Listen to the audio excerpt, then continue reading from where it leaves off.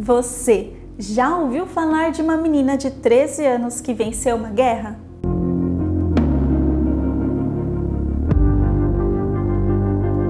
Olá, eu sou a Mariane e nesse vídeo você vai conhecer a história de Joana d'Arc.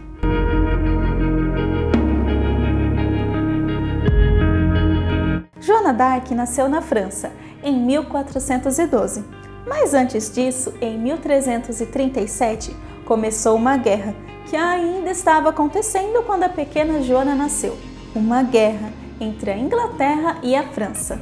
Basicamente, o principal motivo dessa guerra foi pelo trono francês.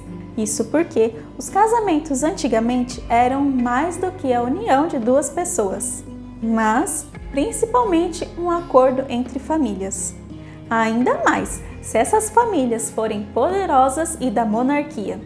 Era comum reis casarem os seus filhos com monarcas de outras nações, porque isso representava uma aliança estratégica entre esses dois países, facilitando o comércio e até aliados caso uma batalha acontecesse. Mas, como eu disse, isso era muito comum e não demorou muito para que toda a monarquia europeia fosse parente. Então, em 1328, quando o rei da França, Carlos IV, morre sem deixar nenhum filho, até porque o seu casamento era bem conturbado e cheio de polêmicas. Enfim, o trono francês fica vazio, sem um herdeiro direto do falecido rei Carlos. Nisso, o rei da Inglaterra, Eduardo III, que era neto do também falecido rei Felipe, o pai de Carlos, e se achava por direito o sucessor do trono francês. Se ele conseguisse ocupar essa posição, ganharia mais do que um país, mas também uma das principais rotas de comércio da época. Porém, muitos franceses não queriam o inglês no comando.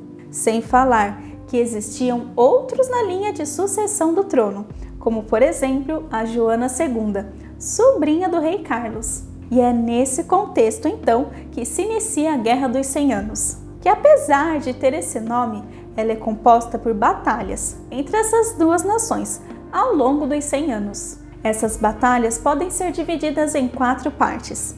A primeira, de 1337 até 1364, onde a Inglaterra conseguiu anexar alguns territórios franceses. Porém, a guerra foi interrompida pela peste negra, que matou 1/3 da população europeia, ou seja, não havia mais soldados para lutar. A segunda parte da guerra aconteceu de 1364 até 1380, onde a França conseguiu de volta os seus territórios e aumentou os impostos para tentar cobrir os gastos da guerra. Esse período do conflito também é marcado pela morte dos 2 monarcas, o inglês Eduardo III e o francês Carlos V. E quem assume o trono são seus respectivos herdeiros, ambos crianças.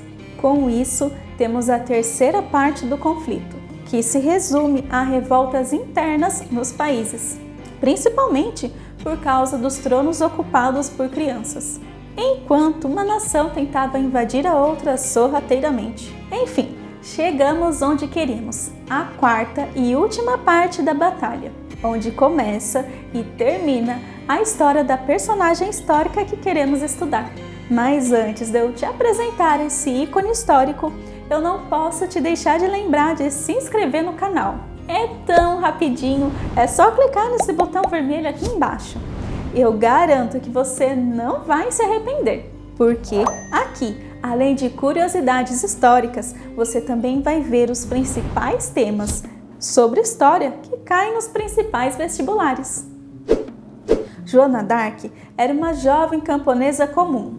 Quer dizer, não tão comum assim, porque com 13 anos ela começou a ouvir vozes. Segundo ela própria, em um documento preservado do dia do seu julgamento, a princípio ela ficou com medo dessas vozes na sua cabeça, mas depois interpretou sendo a voz de Deus. Alguns estudiosos dizem que essas vozes e alucinações são decorrentes de seu passado traumático, já que ela viu sua família ser morta por ingleses quando invadiram sua vila, durante uma das batalhas dos 100 anos. Para Joana, essas vozes queriam o fim da guerra, com a vitória da França. Então, ela precisava agir. Mas se hoje muitas mulheres ainda sofrem preconceito em algumas profissões, quem dirá na Idade Média uma mulher querer lutar na guerra? Então, a princípio, o jeito encontrado por Joana d'Arc para ir à guerra era cortar seus cabelos, colocar roupas masculinas e se alistar para o treinamento militar. Depois de um tempo, ela se apresentou aos seus superiores como enviada de Deus e contou toda a sua história e o que as vozes a diziam. Segundo ela, essas vozes eram de São Miguel Arcanjo, Santa Catarina e Santa Margarita.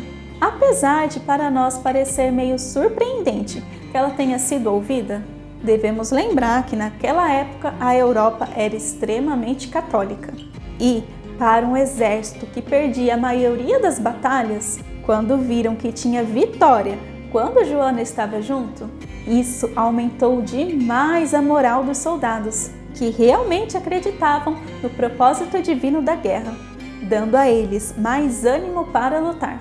Para o príncipe Carlos, pelo qual Joana lutava, ela era uma santa guerreira. Então, ele a enviava para as batalhas mais difíceis e onde o exército mais sofria. Inclusive, deu a ela um grupo de soldados para liderar.